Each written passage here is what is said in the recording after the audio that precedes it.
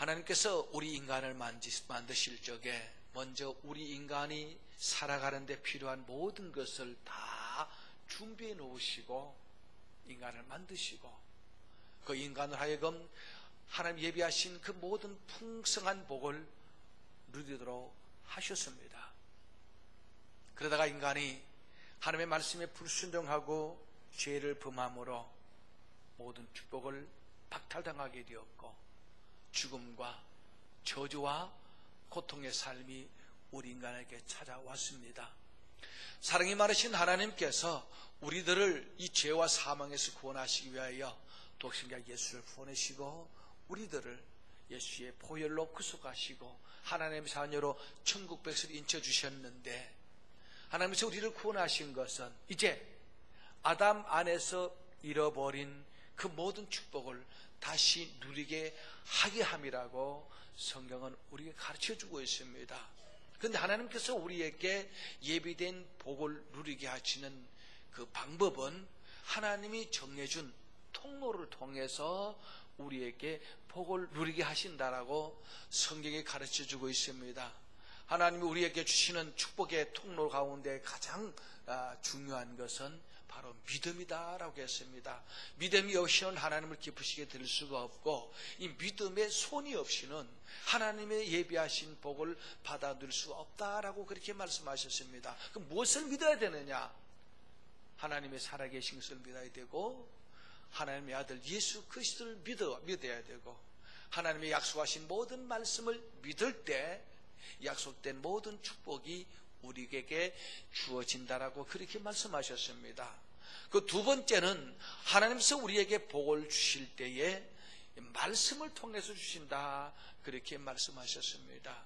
하나님은 우리에게 복을 주실 때 반드시 말씀을 보내시고 그 말씀을 통해서 우리에게 복을 누리게 하시는데 이 말씀으로 주시는 축복이 세 가지로 나누어졌다 그랬죠. 첫째는 말씀을 들을 때에 주는 복이 있습니다. 말씀을 들을 때에 우리에게 믿음이 생겨난다 그랬어요. 믿음이 없이는 하나님을 기쁘시게 하지 못하는데 이 믿음이 어디서 오느냐? 말씀을 들을 때 온다. 말씀 없이도 처음 교회 나오는 사람이 찬송 부를 때에 예배 드릴 때에 마음에 성령의 감동이 옵니다. 그래서 처음 나오는 사람도 왠지 마음이 뜨거워지고 눈물이 날 수가 있습니다. 분명히 성령의 그 내적인 은사는 경험했지만 그 마음에 말씀이 없으면은 그 성령의 은사를 경험하는 것이 믿음과 연결되지 못합니다. 그렇기 때문에 성령의 감동이 왔다는 것은 참 좋은 일이지만 그 믿음으로 결부시키기 위해서는 반드시 말씀을 들어야 된다. 말씀을 들을 때에 믿음이 우리 마음에 들어오게 된다 그렇습니다. 그리고 말씀을 반복해서 들을 때에 우리의 믿음이 자라난다 그랬습니다. 말씀을 듣는 자의 축복이 뭡니까? 믿음이 생기고 그 믿음이 자라게 된다 그랬어요. 그 다음에 말씀을 읽을 때에 복이 임하게 되는데 말씀을 읽을 때에 우리 마음의 인격의 변화가 일어납니다. 예수님을 닮아가게 됩니다. 또 말씀을 계속해서 반복해서 읽고 묵상하게 되면은 우리의 삶에 성령의 열매를 맺게 된다 그랬어요. 또 말씀을 계속 읽으면은 우리에게 지혜의 복을 주신다 그렇게 말씀하셨습니다. 성경에 기록된 모든 말씀이 인간이 살아가는 데 필요한 모든 지혜의 원천이 되기 때문에 이 주의 말씀이 원수들보다 우리를 더 성하게 한다. 지혜가 더 지혜롭게 한다. 스승보다 더 지혜롭게 한다. 그렇게 말씀을 했습니다. 그 다음에 말씀을 지키는 자의 복. 말씀을 순종할 때에 범사가 잘 때는 복을 주신다. 그렇게 말씀을 하셨어요. 그런가 하면은 말씀을 순종하게 되면은 우리가 바라는 소원들이 이루어진다고 말씀하셨습니다. 마가복음 9장 23절에 보면은 할 수 있거든요. 무슨 말이냐? 믿는 자들에게는 능치 못한 일이 없다라고 했는데 여기서 믿는 자들에게는 능치 못한 일이 없다라는 이 말을 원어로 지역하면은 하나님의 말씀을 믿고 순종하면은 그 마음에 바라는 것이 이루어진다라는 그런 뜻이 되어 있어요. 그래서 말씀을 지키면은 마음의 소원을 이룰 수 있다. 바라는 것이 이루어진다라고 그렇게 말씀하셨습니다. 자, 오늘 아침에는 실제적으로 하나님의 말씀을 순종함을 통해서 하나님이 예비하신 복을 받아 누렸던 한 여인의 그 순종과 또 그 여인이 받아 누린 축복에 대해서 함께 말씀을 상고하면서 은혜를 받고자 합니다. 오늘 본문에 등장하는 이 여인은 신앙생활을 오래 한 사람이 아닙니다. 어느 날 자기 집에 한 나이가 듬직한 마치 노숙자 차림을 한 사람이 찾아왔습니다. 그 사람이 이 여인에게 하나님의 말씀을 전해줍니다. 그리고 이 여인이 이 엘리야 선지자를 통해서 들려오는 그 말씀을 듣고 순종함으로 말미암아 큰 기적이 일어났다는 그런 내용이 오늘 본문의 내용입니다. 오늘 본문의 역사적 배경을 간단하게 소개해드리면은 솔로몬의 아들 르호보암 때에 이스라엘은 마치 지금 우리나라가 남과 북으로 둘로 나뉘어져 있는 것처럼 이스라엘 나라가 남과 북으로 갈라졌습니다. 남쪽에는 유다 한 지파가 예루살렘을 중심으로 나라를 건설하고 또 저 북쪽에는 이 11지파가 나라를 건설해서 둘로 나누어졌습니다. 다윗의 왕조에서 떨어져 나간 이 지파들이 이 북쪽 사마리아의 수도를 세우고 새로운 나라를 시작했는데 이 정세가 불안해서 이 쿠데타가 계속 반복해서 일어났습니다. 몇 번의 쿠데타를 지난 이후에 이 오몰이라는 사람이 이 쿠데타 반란을 진압하고 새로운 오몰이 왕조를 세우게 됩니다. 그리고 오몰이 왕조가 세상을 떠난 이후에 그의 아들 아합이 이제 북이스라엘의 왕이 되죠. 이 아합왕은 이스라엘 역사를 총망라해서 가장 유명한 왕 중에 한 사람입니다. 이 아합왕이 유명한 것은 그가 훌륭해서 유명한 것이 아니고 하나님 앞에 악을 행함으로 나쁜 면에서 유명한 왕이었습니다. 마치 지금 조그마한 가장 못 사는 이제 북한의 김일성, 김정일이, 김정은이가 세계적으로 유명한 것은 그들이 훌륭해서 유명한 것이 아니고 세계에서 가장 못된 조직, 깡패 두목과 같은 사이비 종교의 교주와 같은 그런 악랄한 편으로 이들은 유명한 것처럼 이 아합왕도 이스라엘 역사 가운데 가장 유명한 왕으로 손꼽히고 있습니다. 이 열왕기상 16장 30절에 보면은 이 아합왕이 22년 동안 북이스라엘을 통치했는데 그가 이스라엘을 다스린 그 역사를 하나님이 어떻게 평가하는가 하면은 오므리의 아들 아합이 그 전에 모든 사람보다 여호와 보시기에 악을 더욱 행했다 그렇습니다. 악한 왕으로 유명했다 하는 그런 말씀입니다. 그리고 이러한 아합 왕의 악행은 마침내 하나님의 노를 격발시켰습니다. 그 대표적인 이유가 이 아합 왕이 시돈 땅에 사는 이스벨이라고 하는 여인을 아내로 맞이했는데 이 이스벨은 바알신을 숭배하는 사람입니다. 그가 아합 왕의 아내가 되어서 왕비가 되어서 그는 이스라엘 전역에 바알신을 섬기도록 표기를 해가지고 온 나라가 바알신을 숭배하게 되었습니다. 그래서 하나님께서 이 바알신을 숭배케 한 아합 왕과 그의 아내 이세벨을 중심으로 온 북이스라엘에 하나님이 진노를 내리셨는데 그 진노의 내용은 하늘 문을 닫아버렸습니다. 하늘 문을 닫아버리니까 3년 동안 비 한 방울 내리지 않고 이슬 한 방울 내리지 않는 그런 극심한 가뭄이 닥쳐왔습니다. 하나님께서 이스라엘 백성들에게 비 한 방울, 이슬 한 방울 내리지 않는 이유는 이스라엘 백성들을 섬겼던 바알신은 그들이 말하기를 가나안 사람들이 섬기는 대표적인 신인데 비와 바람과 구름을 거느리면서 이 지면에 풍족한 비를 내려서 사람들의 생활을 풍요롭게 하는 신이라고 그렇게 믿었습니다. 그래서 하나님께서 비를 내리지 않으니까 비 한 방울, 이슬 한 방울 안 내리지 않았죠. 그 까닭은 바알이 비를 주는 신이 아니고 땅에 비를 내리는 하나님 신은 바로 여호와 하나님 것을 이스라엘 백성들에게 깨닫게 하기 위하여 하늘문을 닫아버린 것입니다. 자, 이런 상황 가운데 오늘 본문의 사건이 소개되고 있습니다. 엘리야 선지자가 아방 앞에 가서 하나님 말씀을 선포하게 되죠. 내 말이 있기 전에 여호와 하나님께서 이 땅에 비를 내리지 않습니다. 내 말이 있기 전에 이 땅에 비 한 방울 내리지 않을 것이라는 말을 선포하고 나서 이 엘리야 선지자가 저기 그리 시냇가로 도망을 가죠. 아방이 선지자 엘리야가 선포한 그 말씀을 자기를 저주한다고 생각했습니다. 이 교회 처음 나오는 사람들, 또 은혜가 없는 사람들, 영적 키가 가져오는 사람들은요, 성당 강단에서 말씀이 선포되면 그렇게 하면 안 됩니다, 이렇게 하면 망합니다 그러면은 나를 저주한다고 그렇게 생각합니다. 저주가 아니죠. 그렇게 하면 안 되니까 이렇게 하야 잘 돼도 가르쳐 주는데, 믿음이 없는 사람은, 은혜가 없는 사람은 저거 날 저주하는 말이라고 생각합니다. 아방도 그렇습니다.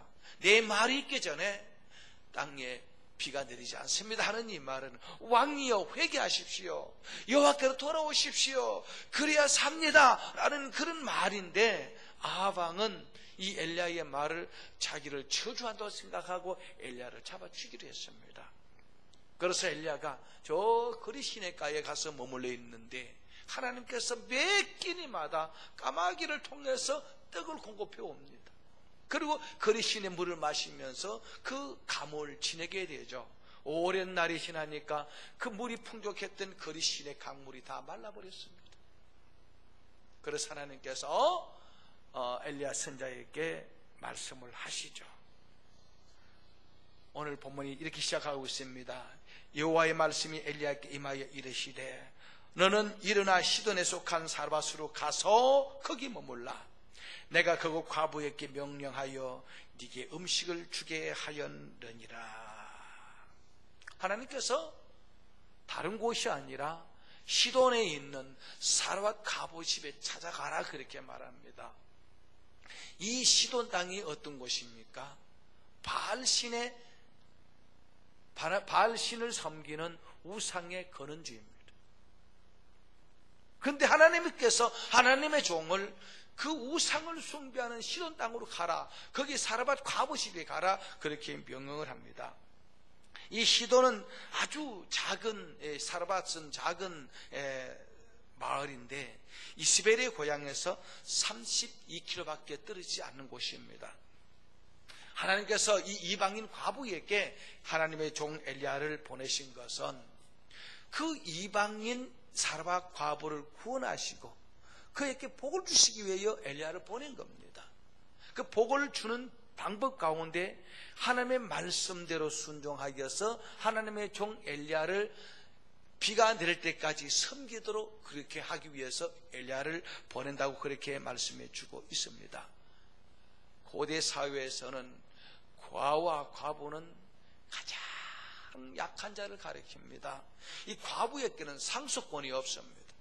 요즘 우리나라도 이제 민법이 이제 또 바뀌어져서 이제 남편이 먼저 세상을 떠나면은 그 남은 미망인 아내에게 재산의 60%를 상속 주고 그 나머지는 자식들에게 골고루 분배하는 법이 다시 제정이 되죠.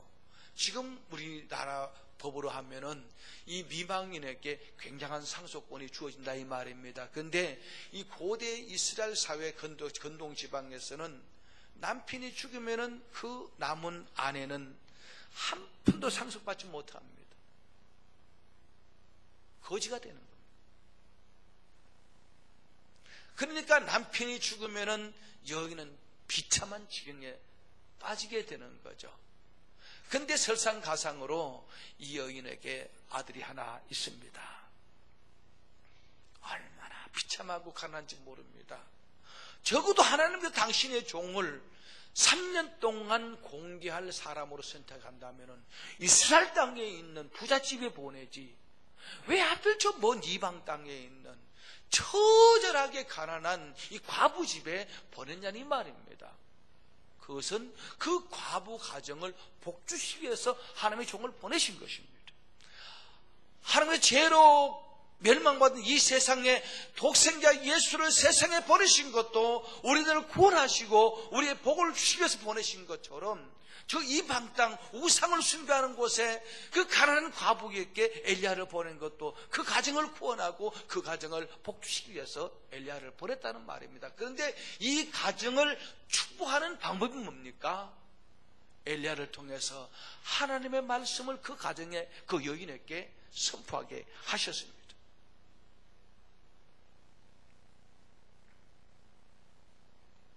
하나님 지시한 대로 먼 길을 걸어서 시돈 땅에 도착했는데 마침 이 사라와 과부를 만나게 됩니다. 그 여인이 이 빈 들에서 땔감나무를 줍고 있었습니다. 그리고 엘리야는 이 과부를 불러 세우고 이렇게 말합니다. 청컨대 그래서 물을 조금 가져다가 나로 마시게 하라 그렇게 말합니다. 이 말을 들은 여인이 즉시로 물을 가지러 갔다 그렇게 말하고 있습니다. 여러분, 물 한 그릇 별것 아닌 것 같습니다만 이때 당시 물은 굉장히 귀합니다. 거리 시대가 다 말라버릴 지경이었으니까 이 건동 지방에 물 한 방울 넣기가 굉장히 어려운 때입니다. 우리 예수님께서 제자 이름으로 냉수한 것을 대접하면은 결코 상을 잃지 않겠다 그러는데 여러분, 이 건동 지방에 냉수한 것은 너무 귀한 것입니다.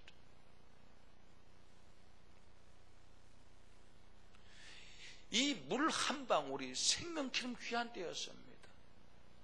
어떤 사람이 바다에 표류해가지고 목이 말라서 자기 오줌을 싸서 먹었다 그래요.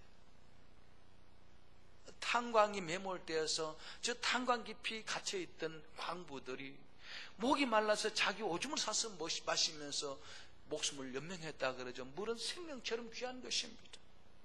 그런데 이 여인이 그렇게 귀한 물이 귀한 때에 이 한 나그네가 찾아와서 그 물을 좀 떠오라 그러니까 저 물이 없는데요 그러지 않고 곧바로 물을 떨어갔더라 그렇게 말하고 있습니다.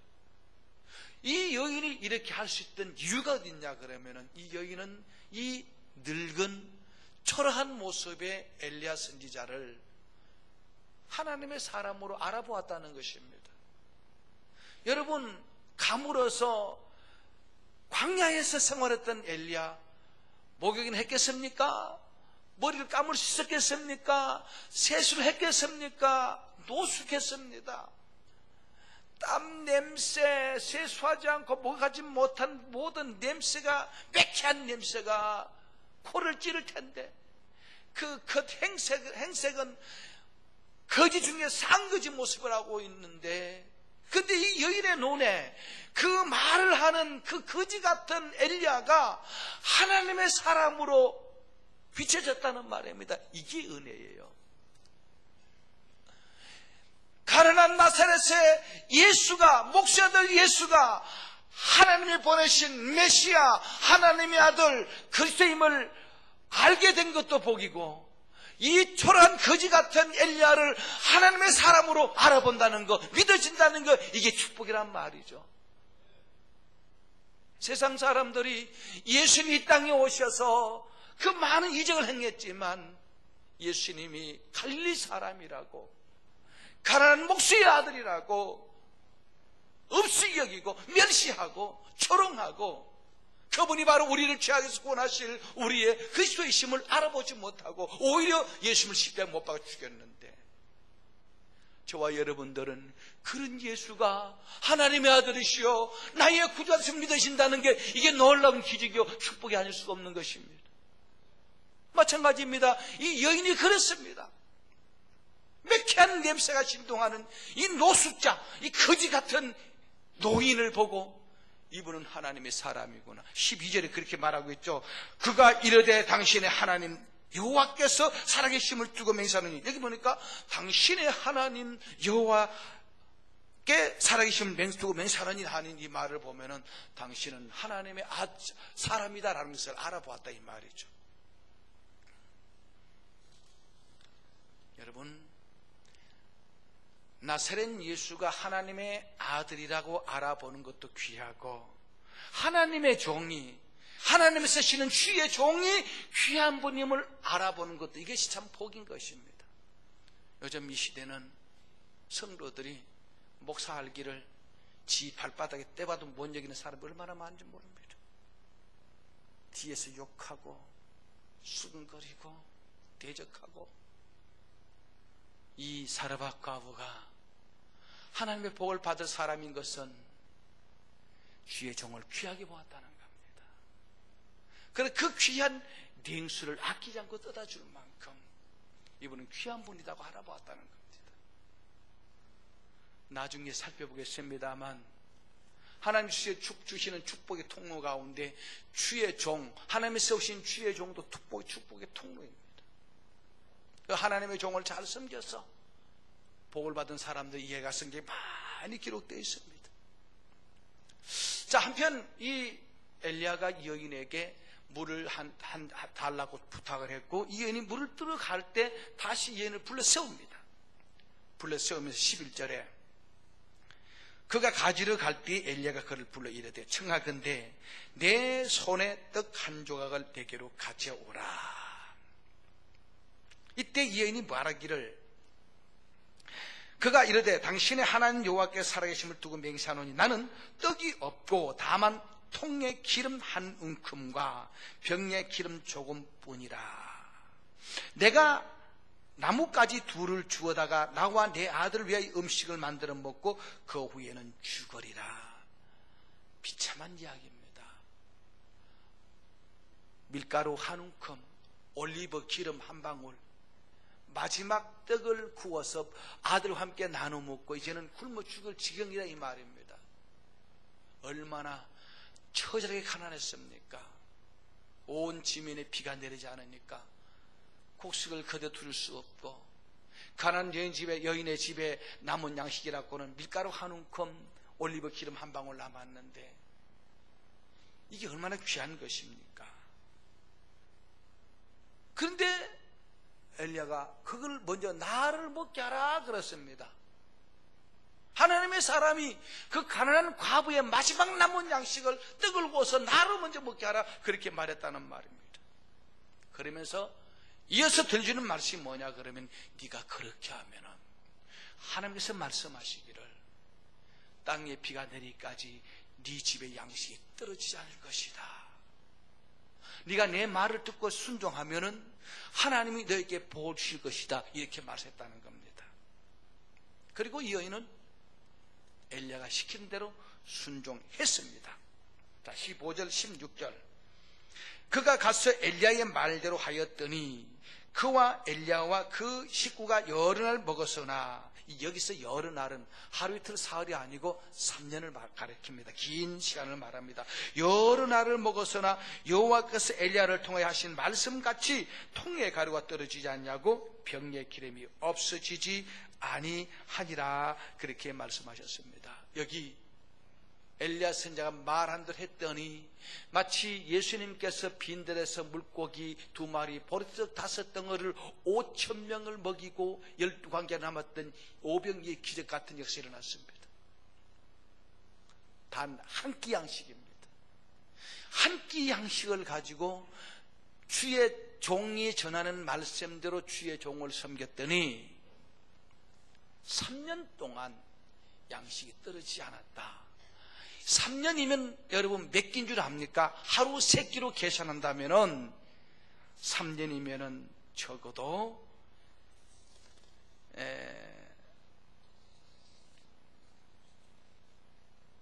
3,825끼입니다. 한 끼를 대접했는데 3,855배의 복을 받았다 이 말입니다. 얼마나 놀라운 역사인지 모릅니다. 그것도 단 한 번의 순종으로.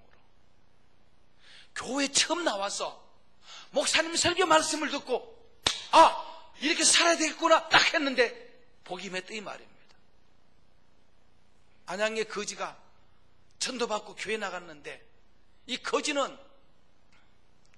가족이 4명인데 다 폐병으로 빌어먹고 사는데 그 장로님이 그 거지를 전도해서 교회 데려왔는데 등록을 시키고 다음날 이 목사님이 그 거지가 사는 다리 밑에 운마에 가서 신방을 갔는데 말이 아닙니다. 사는 것이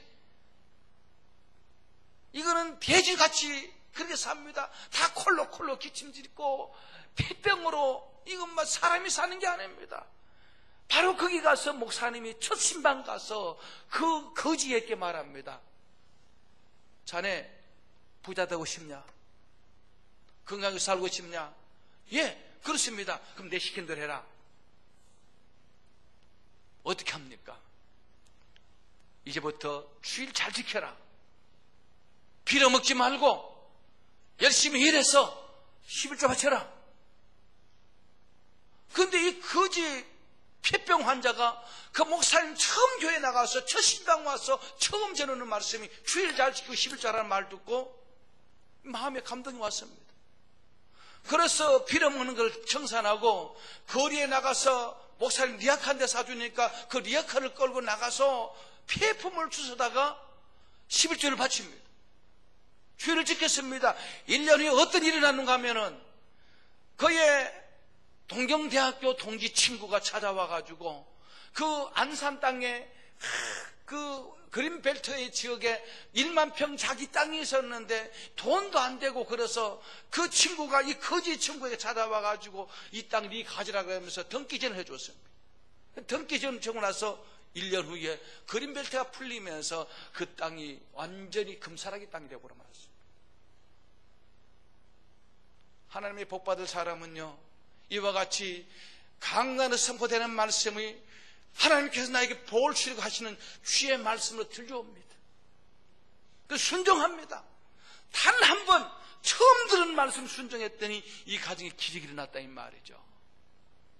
여러분, 하나님의 축복은 순종하는 사람을 위하여 예비되어 있습니다.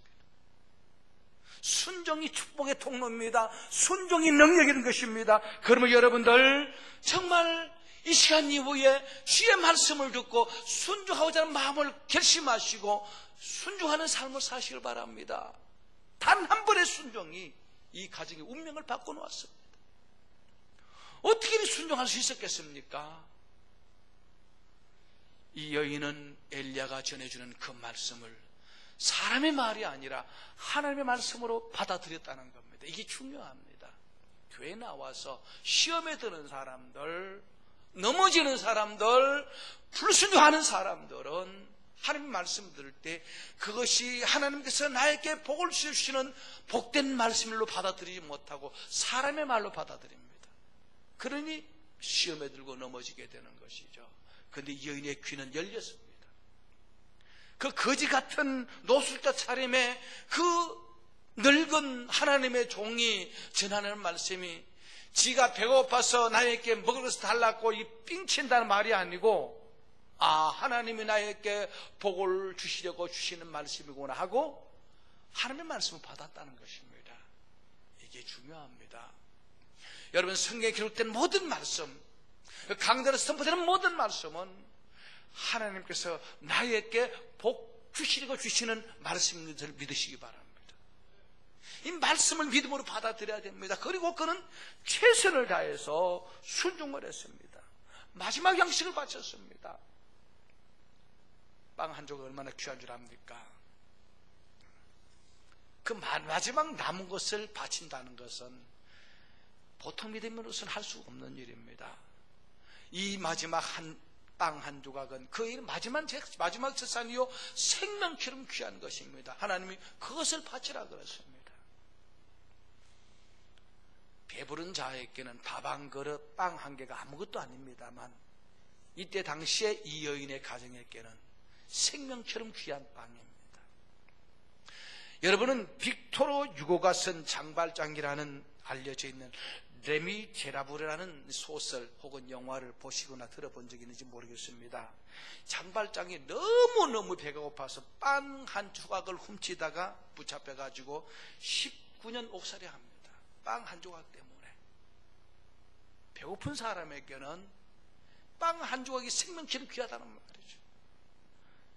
에서는 허기가 져서 배가 너무 고프니까 그 귀한 축복의 상징인 장자권을 팔아버릴 정도로 배고픔은 사람이 견딜 수 없는 고통입니다. 그런데 이 여인은 그 배고픔을 무릅쓰고 하나님의 말씀 의지해서 주의 종을 섬겼다 이 말입니다. 순종했다는 말입니다. 그랬더니 하나님께서 이 여인이 갚아준 축복은 상상을 초월하는 축복입니다. 아까 말씀드렸죠. 한 끼의 양식을 대접했는데 3,825끼의 복을 받았다 이 말입니다. 그뿐입니까? 뒤에 17절 이하에 보면은 이 일 후에 이 사람과 과부의 아들이 갑자기 병들어 죽어버립니다. 그때 엘리야가 기도해서 살려줍니다. 만약에 이 여인이 이 엘리야를 영접하지 않고 내쫓아버렸다면 엘리야가 그 집에 없었을 것이고 이 여인의 아들이 죽었을 때 어떻게 살아났겠습니까? 하나님의 말씀에 순종해서 극진하게 3년 동안 계속해서 주의 종을 섬겼더니 그 가운데 아들이 죽었고 마침 그 집에 머물러 있던 엘리야가 기도해서 아들을 살려주었다 이 말입니다. 뿐만 아닙니다. 주의 종을 잘 섬겼더니 이 사라밧 과부의 아들이 엘리야 선지자의 제자가 되죠. 주의 종이 됩니다. 예수께서 말씀하셨죠. 선자를 대접하면 선자의 상을 받는다라고요. 단 한 번 순종했는데 하나님이 이 가정의 복을 쏟아부어 주셨습니다. 하늘을 물고 쏟아부어 주셨습니다. 3,825배의 물질의 복을 주셨고 죽은 아들을 살려주셨고 그 아들을 주의 종이 되게 하셨다.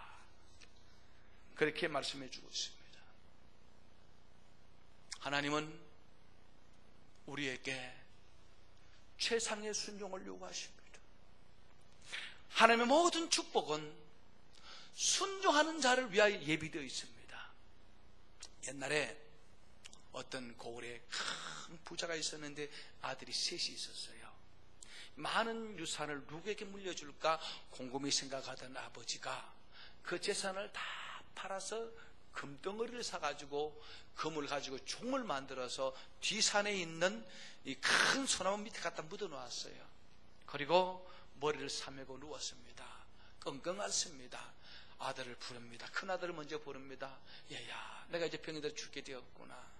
저 뒤산에 있는 큰 소나무 밑을 봐본 뿌리에 백봉양이 있다 그러는데 소나무 뿌리에 백봉양이라는 그런 아주 그 몸에 좋은 그런 게 있다 그러죠. 그것 좀 캐다 와서 나를 삶아 먹게 하라. 누가 그랬는데 그거 먹으면 나 기운 차리고 산단다. 그러니까 큰아들이 예 하고 나가더니 욕심도 많지. 그만큼 살았으면 재산 물려주고 죽지. 그러면서 캐러 안 갔습니다. 죽도 내버려 두는 거죠. 죽으면 이제 지 거니까. 아무리 와도 아들이 오지 않으니까 둘째 아들을 불렀습니다. 둘째 아들 역시 똑같은 반응입니다. 참 우리 아버지 욕심도 많다. 그만큼 살았으면 됐지. 뭐 더 살고 싶어서 재산 물려주고 죽지 하고 가지 않았습니다. 셋째 아들이 이제 아버지의 명령을 따라서 산에 괭이를 메고 올라갔습니다. 아버지가 지시한 대로 그 소나무 밑에 그 괭이로 파헤쳐 내려갑니다. 한참 땅을 파헤쳐 내려갔더니 쨍그랑 소리가 나는데 큰 금종이 있었습니다. 깜짝 놀라서 묻어놓고 허겁지겁 내려와서 아버지께 말입니다. 아버지 그 소 밑에 팠더니요 엄청난 금으로 만든 종이 있습니다. 이렇게 그래 그거 네 거다. 내가 이 재산을 누구에게 물려줄까 시험을 했는데 네가 내 말을 지켰구나. 이 종은 내 말을 지키는 자를 위해서 내가 준비한 것이다. 이건 네 것이다. 그랬습니다. 이야기는 그냥 이야기가 아닙니다. 성경의 전체에는 하나님께서 우리의 행복을 위하여 우리가 하나님의 예비하신 복을 받아 누리도록 주신 언약의 책입니다. 이 기록된 모든 하나님의 약속의 말씀은 그 약속의 말씀을 믿고 순종하는 자를 위해서 주신 말씀입니다. 아무리 밥상을 차려놔도 수저를 들고 먹지 않으면 그 사람에게는 차려놓은 밥상이 아무것도 아닌 것처럼 하나님 예배하신 이 축복을 믿지 않고 순종하지 않는 사람에게는 아무것도 아닙니다. 믿고 순종하는 사람을 위하여 하나님께서 이 약속의 말씀을 주셨습니다. 오늘 여기 선포된 말씀이 하나님이 여러분들을 복주시려고 나를 복주시려고 주시는 복된 말씀입니다. 믿으십시오. 순종하십시오. 그리하면 여러분 삶 속에 놀라운 역사가 일어나게 될 것입니다. 사라와 가부처럼 모두가 풍족히 누리는 복된 사람들 되시기를 주의 이름으로 축원합니다.